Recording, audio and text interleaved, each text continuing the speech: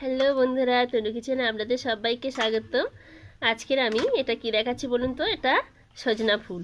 এই সজনা ফুলগুলো আজকের গুঁড়ি নিয়ে এসেছি, আর এটাকে আমি জল দিয়ে ধুয়ে নিয়েছি, ভালো করে বেছে নিয়েছি, নিয়ে ধুয়ে নিয়েছি।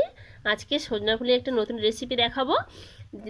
এইটা কিভাবে খেলে বেশি ভালো খেতে লাগবে সেটাই আমি করে দেখাবো। চলুন দেখা যাক আমি এটাকে নিয়ে কি করি। আমি এই ফুলের মধ্যে প্রথমে একটু লবণ দিয়ে দেব। লবণটা দিয়ে এই ফুলে থেকে একটু সামান্য রসটা বের করে নেব। মাখিয়ে 5-6 মিনিট রেখে দেব। আমি কড়াইতে তেল দিয়ে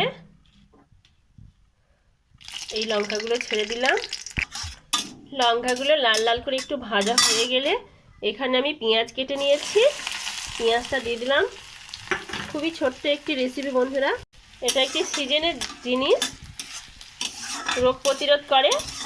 হাম বসন্ত এইসব হওয়ার ভয়ে এখন খেলে খুব ভালো। আমি এখানে লবণ মাখিয়ে রেখেছিলাম বলে অনেকটাই যে কমে আসছে, এর থেকে কিছুটা জল ছেড়েছে। এই যে পেঁয়াজটা হালকা আদা ভাজা হয়ে এসেছে, এখানে আমি একটু হলুদ গুঁড়ো দিয়ে দিলাম।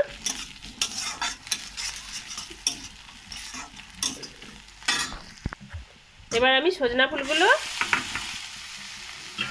দিয়ে দিচ্ছি, দিয়ে ভালো করে এটাকে সুন্দর করে লাল লাল করে ভেজে নেব।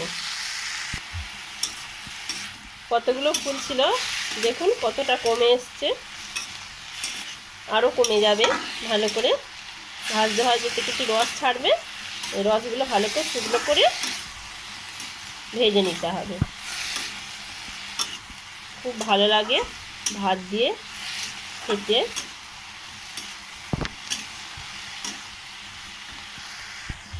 দেখুন এরকম জল বেরোচ্ছে, এই জলগুলো পুরোটা শুকনো করে নিতে হবে, আরও কমে যাবে। কত কমে যাচ্ছে, শুধু ফুল তো সেই জন্য কমে যাচ্ছে ভাজতে ভাজতে। সামান্য একটু জিরে, ধনে, গোলমরিচের গুঁড়ো দিচ্ছি, দিয়ে ভালো করে মিশিয়ে নেব। আর একটু ভাজলে হয়ে যাবে।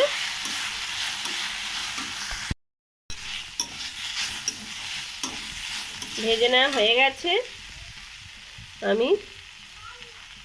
আমি একটু সরিষার তেল দিয়ে দিলাম,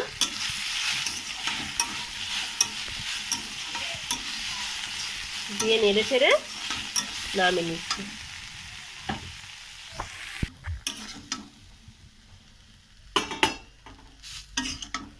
এরকম ঝরঝরে করেই ভেজে নিতে হবে।